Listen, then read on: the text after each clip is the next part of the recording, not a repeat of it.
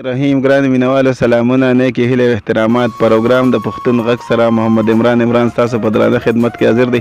مینوالو زموږ نن راغلي یو ریاست تیزی ته کاټلنګ ته، او هغه یو ښکلی پروګرام را جوړ کړی و. ډېر ملګري راغلي وو. جهان صاحب هم و، نو ما ویل چې جهان صاحب زما دغه ارمان هم و چې د جهان صاحب نه سره ریکارډ کړم او زه ورسره کښېنم. نو خدای مې هغه ارمان نن پوره کړو. جهان صاحب پروګرام کې د هرکلی وایي. ډېره مننه عمران صاحب، او خوشحاله اوسئ. د دومره مینې راکولو یو جهان مننه. جهان صاحب وخت هم لږ دی او نور هم په ډوبېدو باندې دی. نو زه یم چې دغه ډوبېدو والا یو غزل ستاسو د نور د پرېوتو د وخت نو چې دغه شعرونه راته ډالې کړي. د بازي حسن کې بیخي سړی ډوبېږي، د بازي حسن کې بیخي سړی ډوبېږي، او تا ته خو چې ګوري سمدستي سړی ډوبېږي. ډېر د بازي حسن کې بیخي سړی ډوبېږي، او تا ته خو چې ګوري سمدستي سړی ډوبېږي. نانمر سړی ته هر ماښام لګیا وي او دا وایي چې څومره د مغرب طرف ته ځي سړی ډوبېږي.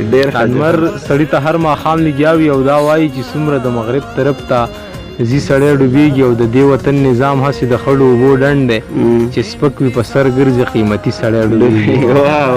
د دې وطن نظام هسې د خړو اوبو ډنډ دی چې سپک وي په سر ګرځي قیمتي سړی ډوبېږي. او چې کله یې قسمت لره قضا راشي جهانه، په سیند راپورې وتی په لختي سړی ډوبېږي. ډېره مننه. چې کله یې قسمت لره قضا راشي جهانه، په سیند راپورې وتی په لختي سړی ډوبېږي. ډېره مننه جهان صاحب. زه وایم چې څه کلام را سره یو بل هم شریکې بیا پته وای عمران صاحب چې په زړه نفرت کوي په خوله داسې نفرت کوي په خوله داسې خنو جانانه لکه ته داسې.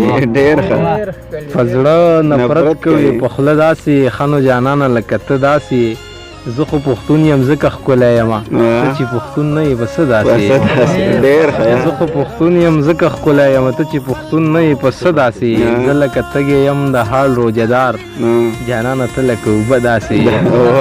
زه لکه تږی یم د حال روجهدار جانانه ته لکه اوبه داسې. د برې شونډې خاله زړه دې وچوه لکه دربان په دروازه داسې.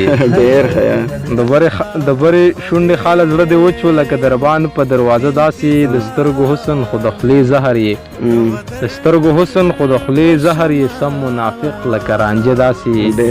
او تصویر کې غږ اورې غږ نه راکوي، تصویر کې غږ اورې غږ نه راکوي لکه ویښ سړی اوده داسې.